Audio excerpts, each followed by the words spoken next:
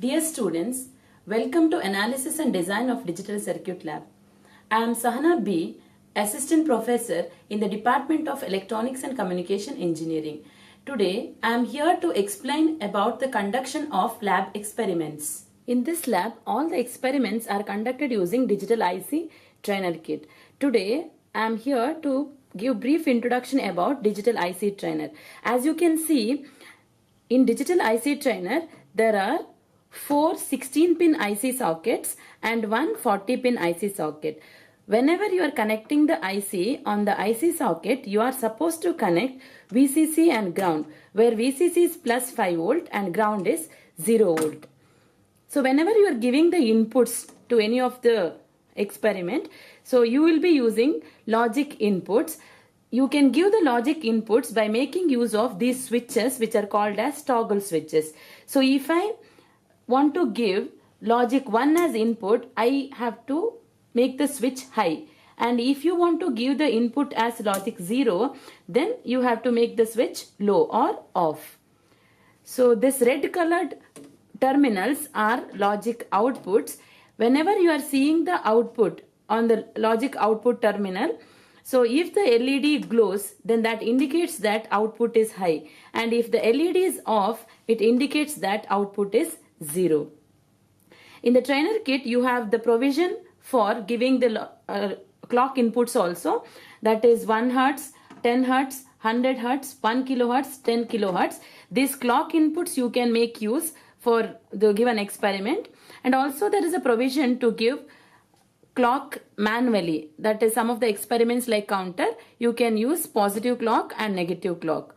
And also there is a provision for giving a DC supply. That is, if you want to make use of Digital IC Trainer Kit as plus or minus 12 volt supply, you can connect plus 12 volt terminal is there as well as minus 12. That is how you can use this trainer kit as power supply. Next, there is one more provision in the IC Trainer Kit where if you want to see the display, that is on the 7 segment, input or output, you can connect these pins to the terminals given in the display and you can see the output on the 7 segment display. Let us start with the first experiment of the lab, that is realization of adder subtractor. Today I will start with half adder realization using only NAND gates. The components required for the same are NAND gates, that is IC number 7400, and patch cords which are used to connect inputs and outputs. The logic circuit of the half adder is shown here. So as you can see here, there are 5 NAND gates. So you know that in 17400, that is NAND gate IC, you have 4 gates. So I will be using total 2 number of IC 7400 for this experiment. This is IC 7400, that is NAND gate IC. The IC number will be written on the top of the IC and this is notch of the IC, and whenever you are connecting the IC on the socket, you make sure notch is facing upwards. So from left of the notch, so this is pin number 1, 2, 3, 4, 5, 6, 7 and opposite to 7 will be 8 until 14, since it is 14 pin IC. So whenever you are connecting the IC, you make sure you connect ground and VCC for the same IC. So for 7400, pin number 7 is ground and pin number 14 is VCC. Now let us start with the first experiment, that is realization of half adder using only NAND gates. So I need 2 7400 ICs. So whenever you are placing the IC on the IC socket, you make sure notch of the IC always facing upwards. So the socket is like this and the lock will be open. You place the IC and lock the IC like this. As I told you, so this 7400 is 14 pin IC, but the socket has 16 pins. Suppose if you are placing the IC from the first slot, then this will be pin number 1 of the IC. Suppose if you are placing the IC from the second slot, then this will be pin number 1 of the IC. So with respect to that, you have to continue. So I will be placing the second IC also and make sure the notch is always facing upwards. And since I have connected in the first slot, this will be pin number 1. As soon as you connect the IC on the socket, first you connect ground and VCC for the same.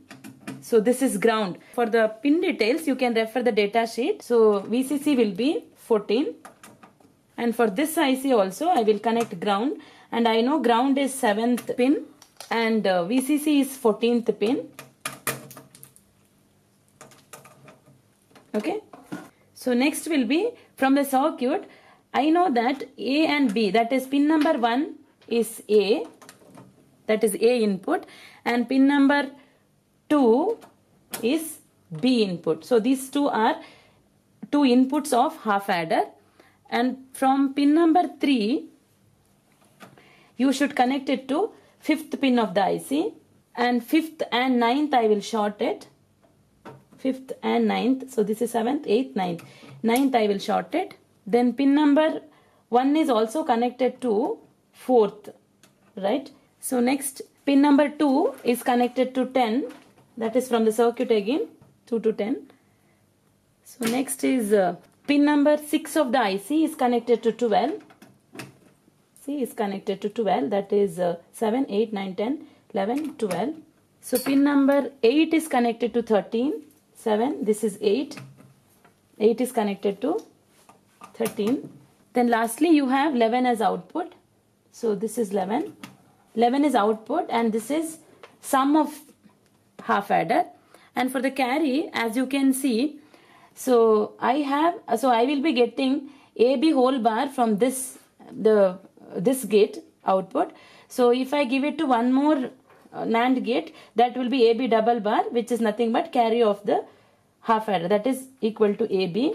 So I will be taking from third pin, give it to first pin of the second IC, and first and second are shorted. So you are using here the NAND gate as inverter. So you must short pin number 1 and 2, and third will be the output, which is carry out of half adder. Okay. So you know the truth table for half adder now. This is given here. So let us verify the truth table of half adder. So as you can see here, if A input is 0 and B input is 0, both sum and carry are 0, 0. Okay.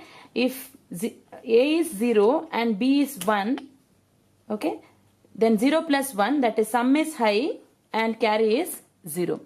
And if it is 1 and 0, that is A is 1 and B is 0, then again sum is high and carry is 0. If it is 1, 1, that is A is 1 and B is 1, B input is 1, then output will be, that is 1 plus 1 is 0, 0 sum and 1 carry. So this is how you have to proceed the experiments in the lab.